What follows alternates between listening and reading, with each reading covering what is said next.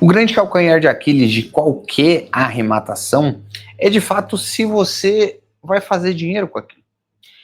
Muitas vezes, independente se você está pensando em comprar para morar, se você está pensando em comprar para alugar ou para vender, a real é que você participa de um leilão de imóveis pensando em, cara, eu vou ter alguma vantagem financeira com isso. E para isso dar certo, para isso fazer algum sentido, na verdade que você precisa ter os cálculos, você precisa calcular. Tem até uma frase que eu gosto bastante que é só confiamos em Deus, o resto mostrem os cálculos. E é isso que a gente precisa. E aí eu preparei uma, vou chamar de aula, sobre o que você precisa se atentar no que se trata de viabilidade financeira. Esse é o nome que a gente dá pensando em saber quanto vai me custar o imóvel e quanto eu vou lucrar com aquele imóvel. Vem comigo aqui para a tela, se liga, olha só. Vamos pensar aqui em viabilidade, vou abrir esse mapa mental. A viabilidade, ela passa por bastante coisa, bastante etapas, mas uma das partes mais importantes está na relação de avaliação. Uma coisa que muita gente erra quando a gente está falando de leilão de imóveis é que ela olha o preço que está lá na tela e fala assim, bom, o imóvel é avaliado em 200, eu estou comprando ele por 100, então estou tendo lucro. Não é bem assim. Primeiro porque aquela avaliação a gente não considera. Você precisa entender o seguinte, existem dois tipos de avaliação feitas, tá? A avaliação feita pelo banco, é os casos de leilão de bancos, os leilões extrajudiciais, leilão da Caixa, leilão do Santander, leilão do Itaú, todos esses leilões, eles são estruturados pensando em uma avaliação realizada na época em que aquele contrato estava ativo, ele está muito mais ligado a essa época. Então, quando você olha que um imóvel está sendo avaliado por 200 mil, não necessariamente ele vale aqueles 200 mil. Ele pode valer mais ou pode valer menos. Dificilmente ele está cravado nos 200. Em outra partida, quando a gente olha aqui pensando no judicial, ele pode ser um pouco diferente. Porque quem faz a avaliação do leilão judicial? Ele pode ser um oficial de justiça ou pode ser um perito. Usualmente, os peritos eles são mais bem treinados para fazer isso. Geralmente é um engenheiro que vai fazer aquela avaliação de forma efetiva. Já o oficial de justiça, ele muitas vezes deixa a desejar. Então, se fosse para pensar no qual que é mais confiável de avaliação, a avaliação do leilão judicial é mais confiável. Porém, a maioria das pessoas não vão comprar leilão judicial, elas vão pegar no banco. Então, você não pode confiar nessa avaliação. Isso você tem que estar muito bem gravado aqui na memória de vocês. Não confiem na avaliação do banco. Edward, se eu não vou confiar na avaliação do banco, como é que eu vou fazer? Por onde eu vou caminhar? Aí vem a jogada de você fazer a própria análise. E a própria análise eu separo em dois momentos. O que eu chamo de tela e o que eu chamo de análise real. O que é análise de tela, Edward? É aquela análise que a gente faz num formato comparativo. Ó. Tá tendo obra aqui em cima, então se você ouvir um barulho é porque tá tendo obra e é isso aí. O que é o método comparativo, Edward? Pensa que você está arrematando um imóvel nesse prédio aqui. Se eu estou pensando em comprar esse prédio, eu vou tentar comparar com os anúncios que estão sendo feitos nessa região. Mais especificamente, eu vou procurar ser mais meticuloso em procurar imóveis que estão sendo vendidos nesse mesmo prédio, para eu ter uma noção.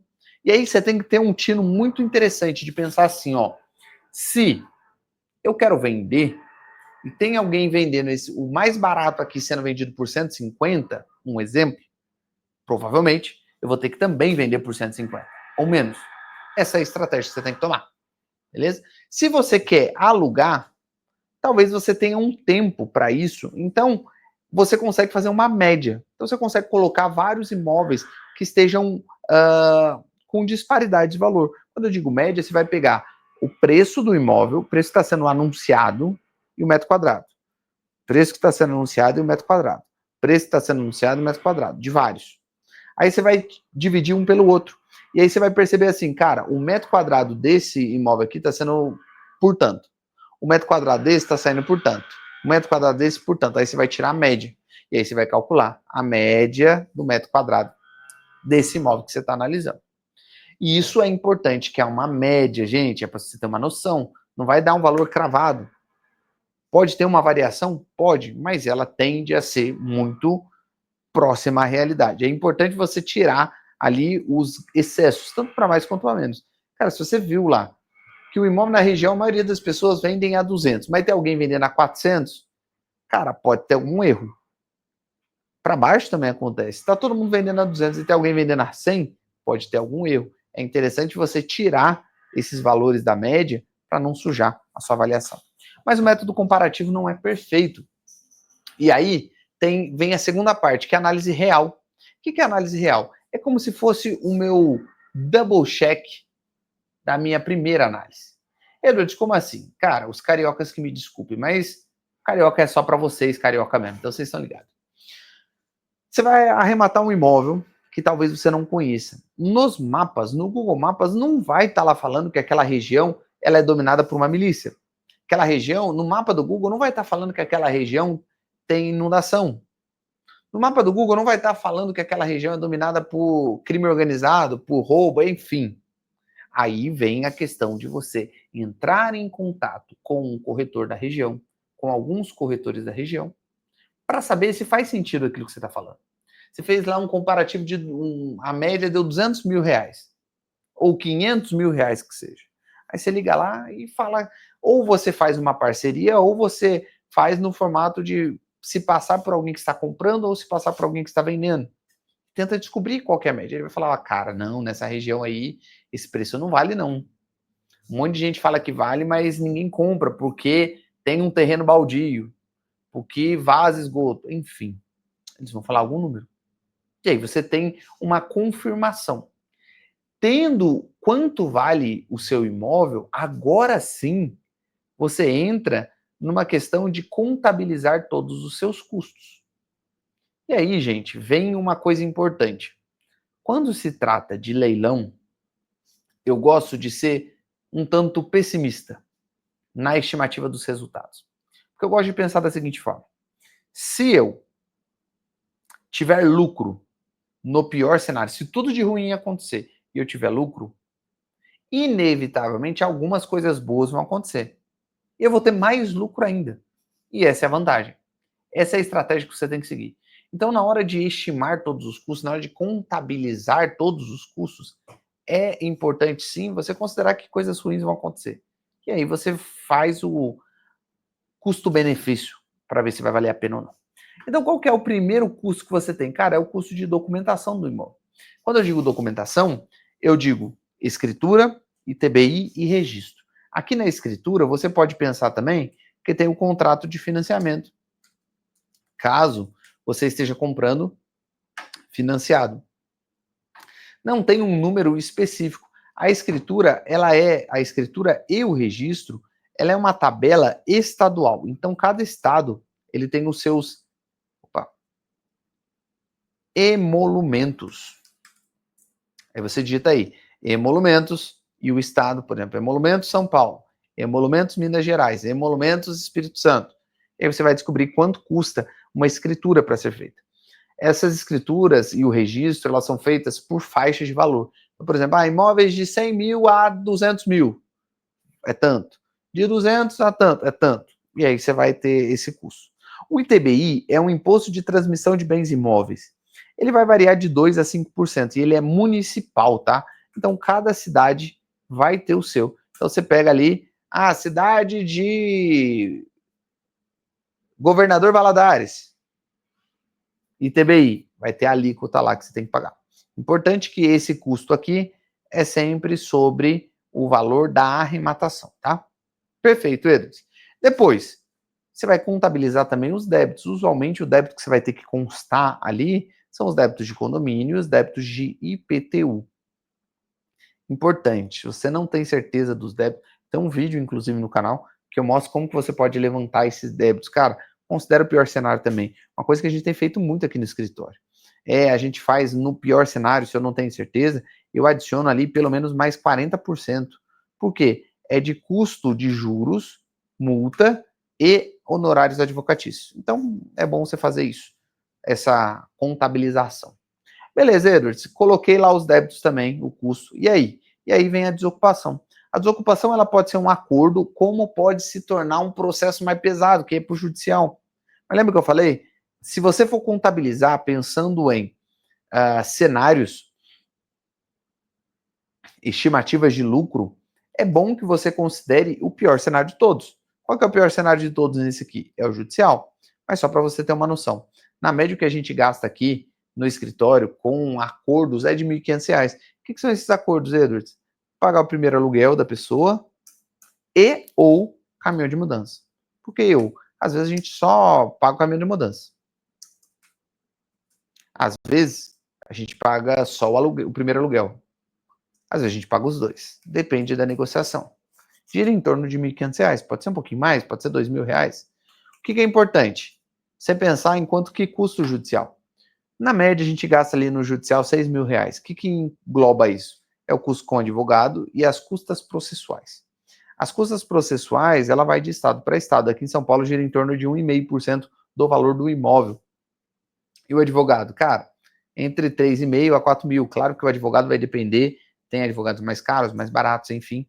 É mais ou menos R$ 6.000. O que eu faço? Eu considero na minha planilha R$ 6.000. Esse é o pior cenário. Se eu conseguir pagar só 2, ótimo. Mas se eu precisar fazer um acordo de pagar R$ 6.000 para a pessoa sair no final do mês, eu pago. É melhor para mim. Sacou? Essa é a ideia. Reforma, Edus, cara, reforma é uma coisa louca. Não queira reconstruir a casa, você não vai fazer um retrofit no imóvel. Dependendo do tipo de imóvel que você vai arrematar, R$ 3.000 é de bom tamanho. Um dos imóveis que a gente mais arremata, que a gente mais fala para quem está começando a arrematar, são aqueles imóveis no estilo MRV. Eles são imóveis que não tem o que você fazer. Você praticamente vai gastar com pintura e reposição de itens. Então, R$ 3.000 é mais suficiente, cara. Com R$ 1.500 você pinta um apartamento de 39 metros quadrados. E aí, reposição de itens, eu tô falando ali, de repente, colocar uma torneira, colocar uns paflãozinho. Óbvio que podem existir cenários que fiquem mais caros, só que é até um cenário bom. Você pega um imóvel que nunca foi habitado. Às vezes ele vai estar no contrapiso, você vai gastar mais do que R$ 3.000, mas em compensação não vai gastar com nenhuma desocupação. Às vezes você vai ter que fazer um pouco mais do que a pintura, mas você pode considerar na sua região. R$ 3.000 é baseado ali no que a gente vê mais aqui para a região de São Paulo. Pode ser que para você seja mais barato ou mais caro, mas pense num cenário um pouco pessimista, mas realista. Não vem me colocando R$ 10.000, cara. Não tem como você gastar R$ 10.000 num apartamentinho de 39 metros quadrados, pelo amor de Deus, tá bom? Beleza, Edwards. E que mais? Depois de reforma, aí você vai ter o custo da venda. Aí o custo da venda vai depender de como você vai vender. Mas eu não pretendo vender, eu vou alugar. Então você nem vai ter esse custo aqui. Mas o custo da venda, o que é? Pode ser o tráfego pago, como pode ser o corretor. O corretor, na média, é 6% sobre o valor da venda, tá? Você vai pagar isso, obviamente, só depois que você vende. Mas é importante você ter esse custo lá, para você calcular qual que vai ser a rentabilidade se você arrematar esse imóvel. Então, o tráfego vai depender de campanha.